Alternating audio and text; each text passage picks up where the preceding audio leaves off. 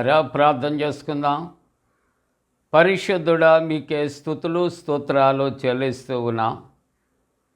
ఈ ప్రాతకాల ఆరాధనలో తండ్రి, మీ సన్నిధి నిత్యము మాతో ఉంచండి. ఆరాధన అంతటలో మహిమ ఘనత ప్రభావాలు మీకు ఆరోపిస్తూ యేసు ప్రభు వారి పరిశుద్ధ నామమున వేడుకొనుచున్నాము తండ్రి. ఆమేన్. ప్రభు యేసుని వదనములో, నా దేవుని రాజ్యములో, ప్రభు యేసుని వదనములో, నా దేవుని రాజ్యములో, పరికించిన శుభదినము, గమనించిన యాక్షణము, పరికించిన శుభదినము, గమనించిన యాక్షణము, పరలోకముకై చిరజీవముకై, పరలోకముకై చిరజీవముకై ప్రార్థించెను నా హృదయం.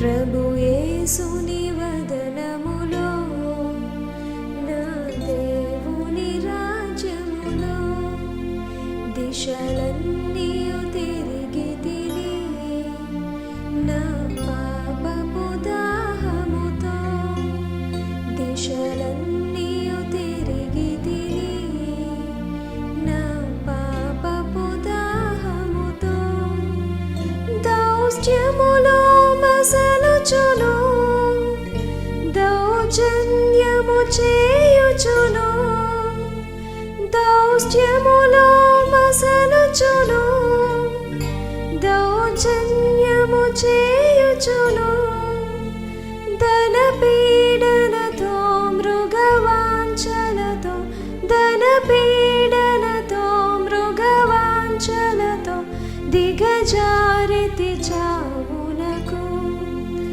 ప్రభు యేసుని వదనములో, నా దేవుని రాజ్యములో, యేసుని రాజ్యములో, భువికే తెంచెడి రోజు, యేసుని రాజ్యములో, భువికే తెంచెడి రోజు, ఈ పాపిని క్షమించి జ్ఞాపకముతో బ్రోవుమని, ఈ పాపిని క్షమించి జ్ఞాపకముతో బ్రోవుమని, ఇలా వేడితిని విలపించుచును, ఇలా వేడితిని విలపించుచును, ఈడేరును నా వినతి.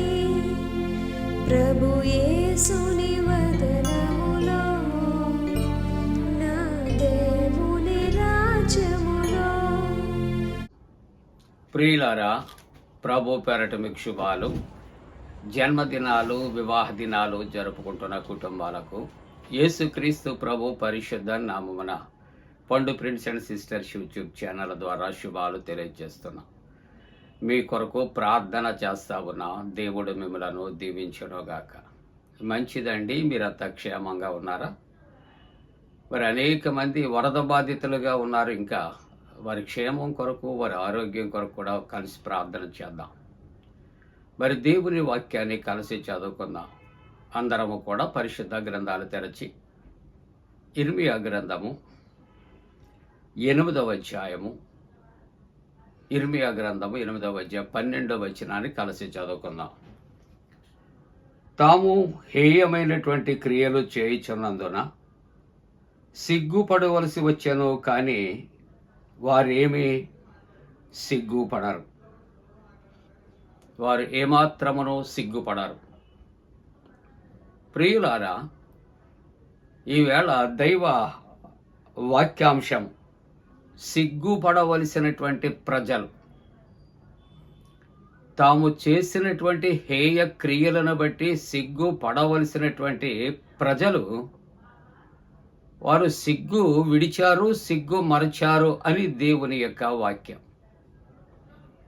ఎందుకు సిగ్గుపడవలసి వచ్చింది అని మనం వాక్య ప్రకారంగా ఆలోచన చేస్తూ ఉన్నప్పుడు, తాము హేయమైనటువంటి క్రియలు చేయుచున్నందున సిగ్గుపడవలసి వచ్చాను, కానీ వారేమాత్రమును సిగ్గుపడరు. వారు చేయుచున్నటువంటి హేయమైనటువంటి కార్యాలు, హేయ కృత్యాలు, చెడ్డ కార్యాలను బట్టి వారు సిగ్గుపడాలట.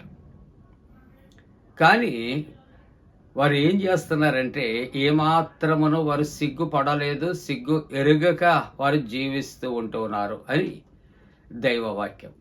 కాబట్టి సిగ్గు పడవలసినటువంటి ప్రజలు వారు ఎలాగూ ఉన్నారు అంటే సిగ్గు పడనటువంటి ప్రజలుగా ఉన్నారు. కాబట్టి దైవవాక్యములో ఇక్కడ ఎందుకు వారు సిగ్గుపడవలసినటువంటి పరిస్థితులు, వారు ఎటువంటి హేయమైన క్రియలు చేశారు, ఏ విధంగా దేవునికి వ్యతిరేకులుగా ఉన్నారు, ఎటువంటివి అపవిత్రమైన కార్యములు, ఎందుకు ప్రభు వారు సిగ్గుపడాలి అని చెబుతున్నారు, వారు ఇవన్నీ కూడా చేసి ఎందుకు సిగ్గుపడటం లేదు అనే వాక్యాంశాన్ని మనము కలిసి ధ్యానం చేస్తున్నప్పుడు ఇర్మీయా గ్రంథంలో 8వ అధ్యాయంలో 4వ వచనములో యెహోవా ఇలాగూ సెలవిచ్చుచున్నాడని వారితో చెప్పండి. ఇవి మనుష్యుని మానవ మాత్రమే మాటలు కాదండి, యెహోవా దేవుని యొక్క మాటలు. అందుకని 8వ అధ్యాయం 6వ వచనములో యెహోవా దేవుడు అంటున్నాడు, నేను చెవియొగ్గి వారి మాటలు విని ఉన్నాను. వారు పనికిమాలిన మాటలు మాట్లాడుకుంటున్నారు.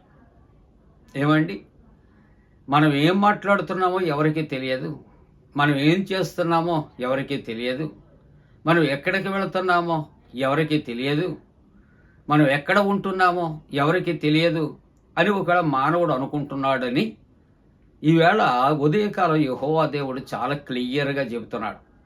ఆయనట చెవియొగ్గి వారు మాట్లాడుకుంటూ ఉంటుండగా విన్నాడట.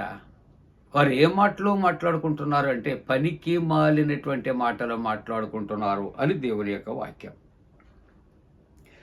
అంతేకాకుండా దేవుని యొక్క వాక్యం అంటుంది, వారు పనికి మాలినటువంటి మాటలు మాట్లాడుకుంటూ వారు తమకు తాము ఏ విధంగా డిఫెండ్ చేసుకుంటూ ఉన్నారు,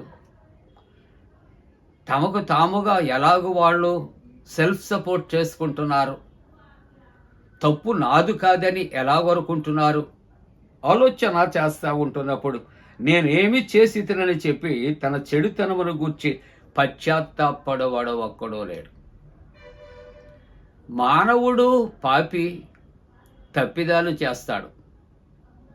కానీ తప్పు అని తెలిసినప్పుడు తప్పు ఒప్పుకొని దానిని విడిచిపెట్టాలి అని దేవుని యొక్క వాక్యము సెలవిస్తూ ఉంటున్నప్పుడు పనికి మాలిన మాటలు మాట్లాడుకుంటూ ఉన్నటువంటి వారట వారు ఏ విధంగా ఉన్నారంటే నేను ఏం చేసి తినని చెప్పి తన చెడుతనమును బట్టి పశ్చాత్తాపడేవాడు ఒక్కడు కూడా లేడు అని దేవుని యొక్క వాక్యం. ఆ తరువాత వారు ఎలాగూ ఉన్నారు, యుద్ధమునకు చొరబడు గుర్రము వలె ప్రతివాడు తనకిష్టమైనటువంటి మార్గాల్లో తిరుగుతూ ఉన్నాడు. యుద్ధానికి వెళ్ళే గుర్రాలకు అదుపు ఆజ్ఞ ఉండదు, దాన్ని ఎటు నడిపిస్తే అటే నడుస్తూ ఉంటారు. అలాగూ ఉన్నారు అంటున్నాడు ఇక్కడ ప్రజలు. 8వ అధ్యాయం 7వ వచనములో ఆయన అంటాడు, ఆకాశమునకు ఎగురు శంకుబుడి కొంగ అయినను అలాగునే తన కాలమును అది ఎగురుతుంది, తెల్లగువ్వ మంగళకత్తి పెట్టెయు ఓదే కొరకు తాము రావలసిన కాలము ఎరుగును. ఇక్కడ మాటలు ఆలోచన చేస్తూ ఉన్నప్పుడు ఆకాశమునకు ఎగురు ఆ శంకుబుడ్డి కొంగ ఏం చేస్తుందట, తన కాలమును అది ఎరుగుతుంది. అలాగునే మంగళకత్తి పెట్టెయు తెల్లగువ్వయు ఓదే కొరకు తాము రావలసిన కాలము, అంటే ఇవి కాలాలు, సమయాలు, స్థలాలు, వాటికి ఉన్న మకాము అవన్నీ ఎరిగినటువంటివిగా ఉంటాయి. అయితే నా ప్రజలు ఇక్కడ యెహోవా న్యాయ విధులను ఎరగరు. అది విచారకరమైనటువంటి సంగతి. నోరు వాక్కు లేనటువంటి పిట్టలు, పక్షులు జ్ఞానం కలిగి ఉన్నాయి. ఎక్కడికి రావాలి, ఎప్పుడు రావాలి, ఏ కాలంలో రావాలి. కానీ మానవుడు ఏ విధంగా ఉన్నాడు అని ఆలోచన చేస్తూ ఉంటున్నప్పుడు వారు దేవుని యొక్క న్యాయ విధులు ఎరగనటువంటి పరిస్థితుల్లో వారు ఉన్నారు అని దేవుని యొక్క వాక్యం. 9వ వచనంలో అంటాడు, యెహోవా వాక్యమును నిరాకరించుట వలన. 10వ వచనంలో అంటాడు, అల్పులేమి గనులేమి అందరూ కూడా మోసము చేసి దోచుకొనుచున్నవారే. ప్రవక్తలేమి, యాజకులేమి అందరూ కూడా వంచకులే. ఏదో వాక్యం చెబుతున్నా, వాక్యాన్ని ప్రకటన చేస్తా ఉన్నా, సేవ చేస్తా ఉన్నా అనుకుంటున్నారేమో. వాక్యం వీళ్ళ సూటిగా నాతో మనతో మాట్లాడుతూ ఉన్నది. ప్రవక్తలేమి, యాజకులేమి అందరూ ఎలాగున్నారు వాళ్ళ పరిస్థితులు అంటే వంచకులుగా ఉంటూ ఉన్నారు. 12వ వచనంలో అంటాడు, తాము హేయమైనటువంటి క్రియలు చేయుచున్నందున సిగ్గుపడవలసి వచ్చిన చెడ్డ క్రియలు చేయుచున్నందున వారు సిగ్గుపడాలి. అనేక మంది వింటున్నారు, చూస్తున్నారు అని సిగ్గుపడవలసినటువంటి పరిస్థితి ఉంది. కానీ వారు ఏమాత్రమూ సిగ్గుపడరట. అందుకనే దేవుని యొక్క వాక్యముల ముగింపుగా ఫిలిప్పీయులకు రాసిన పత్రిక 3వ అధ్యాయం 19వ వచనంలో అంటాడు, వారు తాము సిగ్గుపడవలసిన సంగతులు యందు సిగ్గుపడాలి. కానీ సిగ్గుపడవలసినటువంటి సంగతులు యందు కాళ్ళ ఎగరేసి ఏం చేస్తున్నారంటే అతిశయపడుతూ ఉన్నారు అని దేవుని యొక్క వాక్యము సెలవిస్తూ ఉంటున్నది. అందుకని ఇవాళ వాక్యాంశము కూడా సిగ్గుపడవలసిన ప్రజలు. ఎందుకు సిగ్గుపడాలంటే పైనుండి మనం చెప్పుకుంటున్నటువంటి బైబిల్లో ఉన్న ప్రతి వాక్యమును బట్టి కూడా మానవుడు దేవుని ఎదురు తప్పిపోతూ ఉన్నాడు కనుక సిగ్గుపడాలి. కానీ కార్యములు చేస్తూ వారు సిగ్గును ఎరుగక అతిశయపడుచున్నటువంటి ప్రజలుగా చాలా చాలా సిగ్గుపడవలసినటువంటి విషయం, పశ్చాత్తాపడవలసినటువంటి విషయం, ప్రభు చెంతకు వచ్చి ఒప్పుకోవలసినటువంటి విషయం. కాబట్టి ప్రభు యొక్క వాక్యం అంటుంది, ఇదిగో వారు పనికి మాలిన మాటలు మాట్లాడుతూ ఉన్నారు, నేను ఏం చేశానని వారు అనుకొనిచూ ఉన్నారు. కాబట్టి ఉదయకాలపు ఆరాధనలో ఈ వాక్యాన్ని మనం, దైవవాక్యాన్ని మనం చదువుకున్న సొంత మాటలు కాదు. కాబట్టి ఈ విధమైనటువంటి వ్యక్తులు ఈ ఆరాధన ద్వారా దేవుని యొక్క వాక్యము ద్వారా సరిదిద్దుకోవలసినటువంటి అవసరత ఉందని ప్రభు సెలవిస్తున్నాడు. దేవుడు దీవించునుగాక. ఆమేన్. ప్రార్థన. పరిశుద్ధుడా, సిగ్గుపడవలసినటువంటి ప్రజలు నన్ను సిగ్గుపడక అతిశయిస్తూ ఉన్నారు. మానవుడు పాపి, తప్పిదాన్ని తెలుసుకుని పశ్చాత్తాపడినట్లు కృపచ్చాడు. ప్రభువా, ఇదిగో తండ్రి, అతివృష్టి అనావృష్టి దూరపరిచి వరదల బీభత్సాలు చెక్కుకున్న వారికి ఆదరణ కలుగుచ్చాడు. జన్మదినాలు, వివాహ దినాలు జరుపుకుంటున్న కుటుంబాలను దీవించండి. సత్యం గారు నాయన కాలు ఫ్రాక్చర్ అయ్యి ఉంటుండగా స్వస్థపరచండి నాయన. వారి కుటుంబాలు, వారి బిడ్డలను కూడా దేవా మీరు జ్ఞాపకం చేసుకొని క్షేమాభివృద్ధి కలుగు చేయండి. యేసు ప్రభు దివ్య నామమున వేడుకొనిచున్నాం తండ్రి. ఆమేన్. పరలోకమందున మా తండ్రి, నీ నామం పరిశుద్ధపరచబడనుగాక, నీ రాజ్యం వచ్చునుగాక, నీ చిత్తం పరలోకమందున వేర్చినట్టు భూమి అందు నెరవేరునుగాక. మా ఇందిన ఆహారం నేడు మా దయచే, మా ఎడల అపరాధం చేసిన వారికి క్షమించిన ప్రకారముల ప్రథమ క్షమించము, శోధంలోని తెక్క కీడును తప్పించము. రాజ్యము, శక్తి, మహిమ నిరంతరము నీవే ఉన్నవి. ఆమేన్. మన పరమ తండ్రి అయిన దేవుని యొక్క ప్రేమయు, ప్రభువైన యేసుక్రీస్తు ప్రభు కృపయు, పరిశుద్ధాత్మ యొక్క అన్యోన్య సహవాసము ప్రాతకాల ఆరాధనలో ప్రభువుని ఆరాధిస్తున్న ప్రతి కుటుంబానికి తోడుగుండి సంరక్షించి కాపాడునుగాక. ఆమేన్.